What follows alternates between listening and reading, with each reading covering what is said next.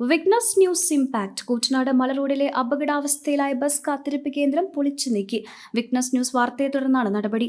മല റോഡിലെ തകർന്നു വീഴാറായ ബസ് സ്റ്റോപ്പ് പൊളിച്ചു നീക്കി. മേൽക്കൂര തകർന്ന് ചോർന്നൊലിച്ച് കൂറ്റനാട് തണ്ണീർക്കോട് റോഡിലെ മല റോഡ് ബസ് കാത്തിരിപ്പ് കേന്ദ്രം അപകടാവസ്ഥയിലായിരുന്നു.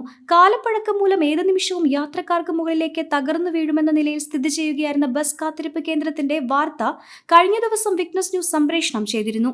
ഈ വാർത്തയെ തുടർന്നാണ് അടിയന്തരമായി ബസ് സ്റ്റോപ്പ് പട്ടിത്തറ പഞ്ചായത്തിന്റെ നേതൃത്വത്തിൽ പൊളിച്ചു മാറ്റിയത്. പഴകി ദ്രവിച്ചും അറ്റകുറ്റപ്പണികളൊന്നും നടത്താത്തതുമൂലവും ബസ് കാത്തിരിപ്പ് കേന്ദ്രം വിവിധ ഭാഗങ്ങളിലായി തകർന്നു തുടങ്ങിയിരുന്നു. കെട്ടിടത്തിന്റെ ചുവരുകൾ പൂർണ്ണമായും വിണ്ടുകീറുകയും അടിത്തറയ്ക്ക് വിള്ളൽ വീഴുകയും ചെയ്തു. മേൽക്കൂരയുടെ കോൺക്രീറ്റിംഗ് അടർന്നു വീണതോടെ പലയിടത്തും ഇരുമ്പ് കമ്പികൾ തുരുമ്പെടുത്ത് പൊട്ടി വീഴുമെന്ന നിലയിലായിരുന്നു.